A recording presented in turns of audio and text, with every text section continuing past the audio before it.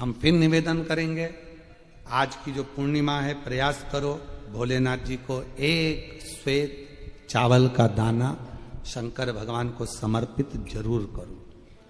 और रात्रि के समय पर जब चंद्र पूर्ण आनंद के साथ में हो, और यदि कोई शरीर में बहुत ज्यादा कोई रोग ग्रसित हो गया है, कोई चर्म रोग हो गया है, कोई शरीर में कोई भयंकर रोग हो गया है, तो छोटी सी बेलपत्र शंकर भगवान पर चढ़ी हुई चंद्रमा की रोशनी में चंद्रमौलेश्वर महादेव का नाम लेकर औषधि के रूप में उसको चबा चबा कर खा लो। चंद्रमा की रोशनी में उससे वो औषधि का काम करेगी और तुम्हारे रोगों को समाप्त करेगी। चंद्रमौलेश्वर महादेव का स्मरण करो। कौन से महादेव? चंद्रमौलेश्वर। और चंद्रमौलेश्वर महादेव की चंद्रमौलेश्वर शिव उपासना ये बहुत और आज तो सुंदर पूर्णिमा है, बाबा की बड़े आनंदमय स्वरूप है। चंद्र की रोशनी में आप लोग तो खीर खाते ही हो, पर साथ में एक बेलपत्र का प्रयोग भी जरूर कर देखो, वो आपकी जिंदगी में ना जाने कितने रोगों को समाप्त कर देगी, कितने रोग। पर वो बेलपत्र छोटी लेना, ज्यादा बड़ी बेलपत्र नहीं लेना, छोटी सी बेलपत्र लो, शिव पर चढ़ी हुई श्री शिवाय नमस्तुभ्यम बोलकर चंद्र पूर्णता में जब हो, रात्रि के समय पर एक बेलपत्र चंद्रमौलेश्वर महादेव का नाम लेकर उसको चबा चबा कर, जिसको खाने पर मुंह में छाले हो जाते हैं या छाड़ छाड़ हो जाता है तो उसको पीस लो, पीस कर बाहर बैठकर गोली लेकर उसको पानी से निगल जाओ, पर उसको खाओ औषधि के रूप में। कहते हैं पूर्णिमा की रात्रि की चंद्रमा की रोशनी एक ऐसी रोशनी होती है जिसमें जितनी औषधीय पौधे होते हैं उसमें एक बल उत्पन्न हो जाता है जो हमारे शरीर के सारे रोगों को समाप्त कर देता है। सारे आपके यहाँ खीर रखते हैं, हमारे यहाँ हम हमारे कुबेरेश्वर धाम पर हम बेलपत्र रखते हैं रात्रि के समय पर। और वही बेलपत्र जब कोई बहुत ज्यादा तकलीफ में होता है तो वही बेलपत्र का चूरा बहुत सूख जाती है, उसको दे देते हैं, भाई यही पाते रहो, उस औषधीय तत्व है। आप लोग छत पे खीर रखो, हम बेलपत्र रख देते हैं, अमृत इसमें, वो तो पहले से ही तो बेलपत्र और बलवान हो जावे, और आनंदित हो। औषधि शिव तत्व है महाराज, भगवान शंकर की आराधना साधना अवश्य। लोटे में इतना बल आ गया, एक महाराज जी ने, एक महिला जल चढ़ा रही थी और महाराज जी ने उसका लोटा छुड़ा लिया। हमने कथा पत्र आया था, टीवी पर चला वो पत्र और अभी भी डला होगा। उन्होंने लोटा छोड़ाया और कहा इतना गंदा लोटा रहा तेरा, और चढ़ी पानी चढ़ाने के लिए सारा, उसने लोटा उठाकर बाहर फेंक दिया। आखिरी में वो महाराज की गति जो बिगड़ी, पत्नी लेकर उसी महिला के पास गई कि पति को ये बीमारी हो गई है, कुछ क्या पता क्या हो गया। वो लेकर बाबा कुबेर भंडारी के दरवाजे पर पहुंची, सूचना आई कि आपने जो पत्र पढ़ा था वो महाराज शरीर से चलते नहीं बन रहा था, पांव मुंह सब का। हमने कहा कि एक काम करो कि पात्र का अपमान हुआ है, उसी पात्र से इसका जल चढ़ा हुआ वही पात्र पानी में गलाओ, उसी पात्र को, ये हम नहीं कर रहे, ये स्कंद पुराण कुमार खंड वर्णन कर रहा है कि पात्र का अपमान का बल कितना होता है कि वो जो अप्सराएं थी वो मगर बन जाती है। पात्र का अपमान देखिएगा। हमने बस इतना ही खबर करवाई कि वो पात्र जो फेंका गया था, उसी पात्र से शिव जी पे जल चढ़ाकर, उसी पात्र, खाली पात्र को पानी में डालो, बाल्टी में डालकर उसी का स्नान कराना प्रारंभ करो। आज वो ब्राह्मण देवता वापिस चलना प्रारंभ कर दिए, शरीर में काम करना प्रारंभ। पात्र की बड़ी महत्वता। तुम्हारे घर में दीपक रोज लगाते हो रोज, मंदिर में दिया जलाते हो, पीतल का, तांबे का, चांदी का, स्टील का, जो दिया तुम्हारे घर में होगा रोज लगाते हो। बत्ती रोज जलाते हो, 5 दिया होंगे तो कभी बदल बदल के मांझ कर, खासा कर कर, धोकर उस दिए को लगाते हो। पर कभी विष्णु पुराण को पढ़िए, विष्णु पुराण में दीप की महिमा आई है। और विष्णु पुराण में जब दीप की महिमा को हम पढ़ते हैं तो उस दीप महिमा में वर्णन आता है कि दीप देव में इतना बल हो जाता है, रोज दीप लगता है भगवान के सामने, रोज उतारा जाता है, रोज बार बार उतरता है, उस दीप में इतना बल आ जाता है कि यदि कोई बीमार व्यक्ति है और उसका रोग समाप्त नहीं हो रहा तो वो जो दीप है जब वो ठंडा हो गया उसी दीप को पानी के अंदर डाल दिया जाता है और उसी पानी से उस व्यक्ति को स्नान कराना प्रारंभ कर दिया जाता है तो उसका रोग समाप्त हो जाता है। इतना बल दीप में हो जाता है। तुम पूजन की सामग्री को, पूजन के जिस आसन पर हम बैठ कर जप करते हैं, बोलो आसन सिद्ध होता है कि नहीं होता? जम के तो बोलो। जिस माला पे हम जप करते हैं वो माला सिद्ध होती कि नहीं होती है? माला सिद्ध हो जाती है, आसन सिद्ध हो जाता है, वस्त्र सिद्ध हो जाता है। कितना कितना भाव का। शास्त्रों का अध्ययन करने वाला व्यक्ति इस सब चीजों पर स्मरण करता है कि दीप, हम कहते हैं तुम्हारे घर में ज्यादा दीपक बढ़ाने की जरूरत नहीं है, जो तुम्हारे यहाँ 4-5 दीपक हैं उसी से आरती पूजन सब करा करो उन दियों से, क्योंकि उन दीप में बल आते चलेगा, वो दीपक में शक्ति आती चलेगी। नजदीक है भगवान, कितना बल आता है जरा विचार करिएगा। एक पानी से तुमने कपड़े धोए, वो पानी तुमने बाथरूम में फेंका कि नहीं फेंका? जम के बोलो। एक पानी से तुमने बर्तन धोए, पानी फेंका कि नहीं फेंका?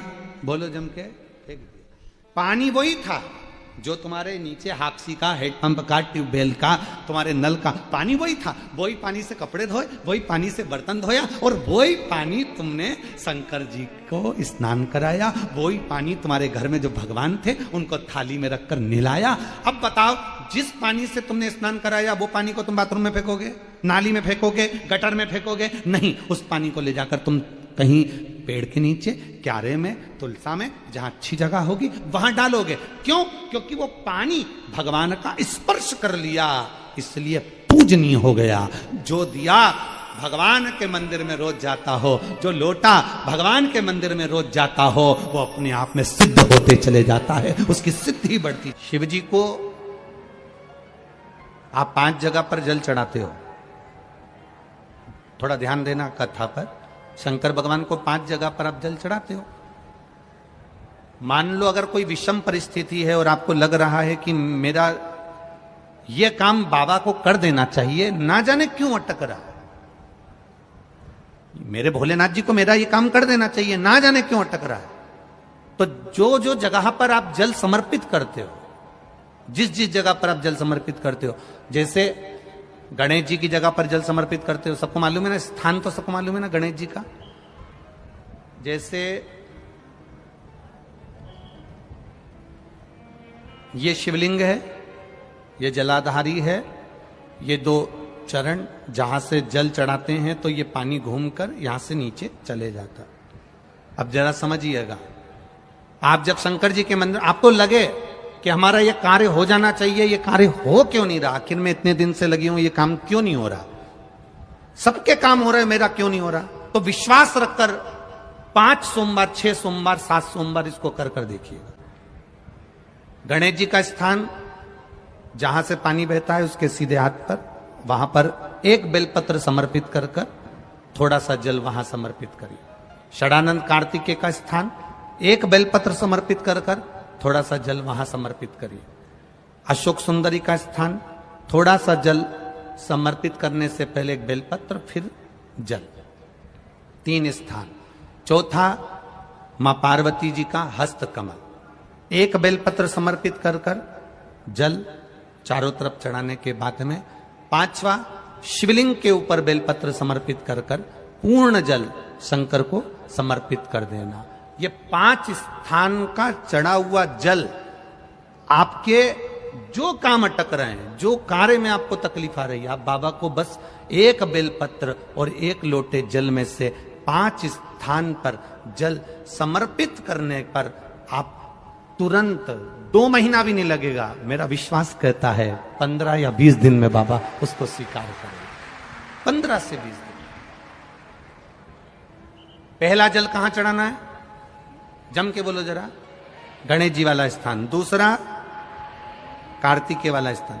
अब इसको समझ लेना आप अच्छे से। हम ये नहीं कह रहे हैं कि तुम गणेश जी की मूर्ति पे चढ़ाओ, हमने ये नहीं बोला।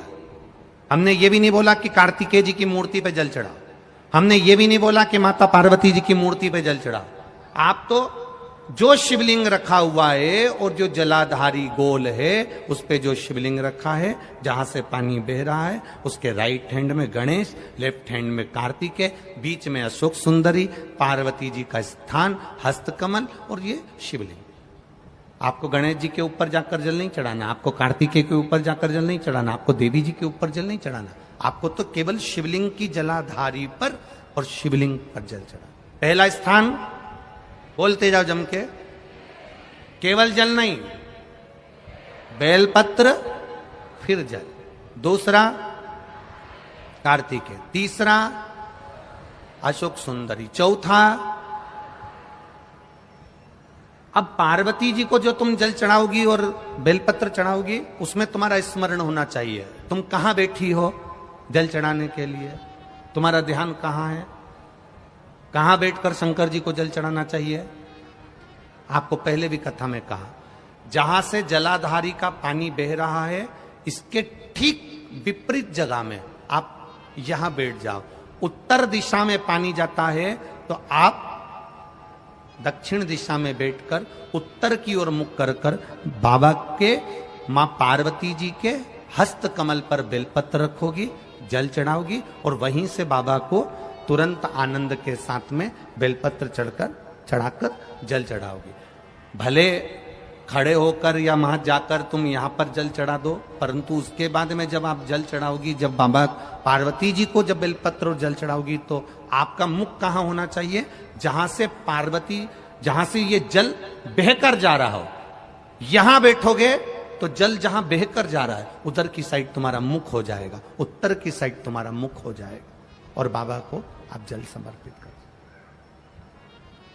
तो पहला जल बेलपत्र गणेश जी, दूसरा कार्तिकेय जी, तीसरा अशोक सुंदरी, चौथा माता पार्वती जी का हस्त कमल और पांचवें नंबर का जल भगवान शिव के ऊपर, अर्थात भगवान देवाधिदेव महादेव से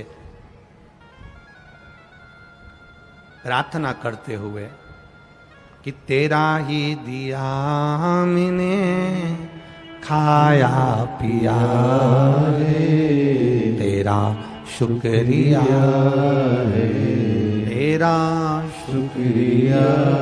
बाबा से प्रार्थना करते हुए, बाबा से अपने दिल की बात कहते हुए, बाबा से अपने मन की बात कहते हुए, अपने हृदय की बात भगवान देवाधिदेव महादेव से कहते हुए, ये 5 स्थान पर चढ़ाया गया जल आपके मनवांचित फल की प्राप्ति करा देता है, आपको सुख का अनुभव करा देता है।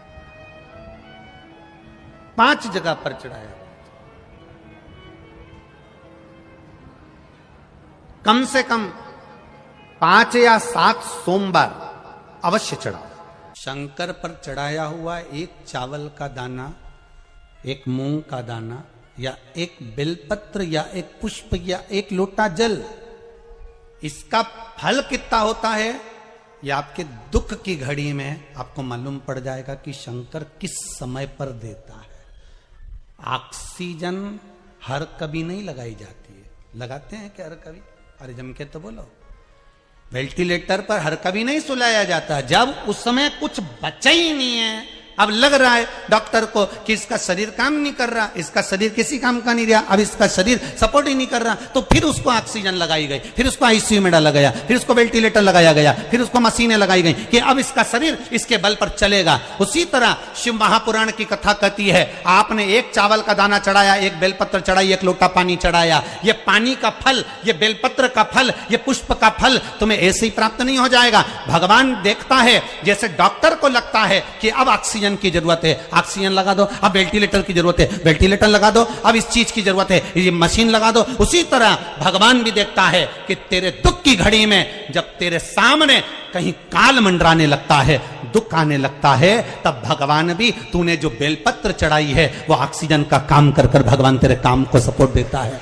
तूने 1 लोटा पानी चढ़ाया है, भगवान कहता है ये मेरे लिए वेंटिलेटर के बराबर है। तेरे को तकलीफ आएगी, तेरे को कष्ट आएगा, तेरी बीमारी बढ़ेगी, तेरे को अगर धन की जरूरत पड़ेगी, तेरे को दुख आएगा, तो समझ लेना तूने जो 1 लोटा पानी चढ़ाया है वो तेरे सामने आकर खड़ा हो जाएगा। ये जल खाली नहीं जा सकता, ये बेलपत्र खाली नहीं जा सकता, ये एक पुष्प जो भगवान को चढ़ाया गया है ये खाली नहीं जा सकता। तू जो चढ़ाया है वो तुझे प्राप्त होगा,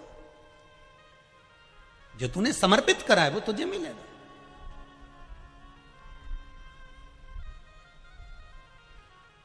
कई लोग कहते हैं शिव जी को चढ़ाया हुआ कैसे प्राप्त होगा, शंकर भगवान का कोई हम जो देते हैं, हम जो खर्च करते हैं, हम जो समर्पित करते हैं उसका कुछ फल है?